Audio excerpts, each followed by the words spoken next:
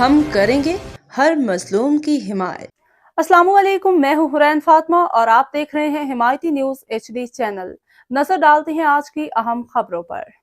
سانگڑ jail میں پرامن ماحول، جیلر امتیاز ریند کی مؤثر حکمت عملی کا نتیجہ۔ سانگڑ ڈسٹرکٹ رپورٹر محمد وقار بھٹی۔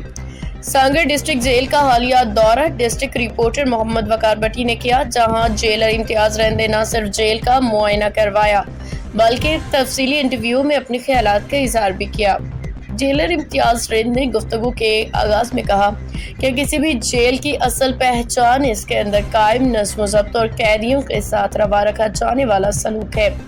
ان کے مطابق سانگڑ جیل میں پرامن حالات اور مثالی ماحول ان کی ٹیم ورک، انتظامی حکمت عملی اور قیدیوں کے حقوق کے احترام کا نتیجہ ہے۔ انہوں نے بتایا کہ جیل میں سیکیورٹی کے سخت انتظامات کے ساتھ ساتھ قیدیوں کی فلاح و بہبود پہ بھی خصوصی توجہ دی جاتی ہے۔ قیدیوں کو تعلیم و تربیت کے مواقع فراہم کیے جا رہے ہیں، جبکہ صفائی ستھرائی اور صحت کے انتظامات کو بھی یقینی بنایا گیا ہے۔ جیلر امتیاز ریند نے کہا کہ ان کا مقصد صرف سزا پہ عمل درآمد نہیں بلکہ قیدیوں کو ایک بہتر شہری کے طور پہ معاشرے میں واپس لانا ہے۔ اس سلسلے میں مذہبی اور اصلاحی لیکچرز، کھیلوں کی سرگرمیاں اور فنی تربیت کا بھی اہتمام کیا جاتا ہے۔ انٹرویو کے دوران انہوں نے اپنی ٹیم کی کاوشوں کو بھی سراہا، کہا کہ یہ کامیابی صرف میری نہیں بلکہ پوری جیل اسٹاف کی مشترکہ محنت اور ایمانداری کا نتیجہ ہے۔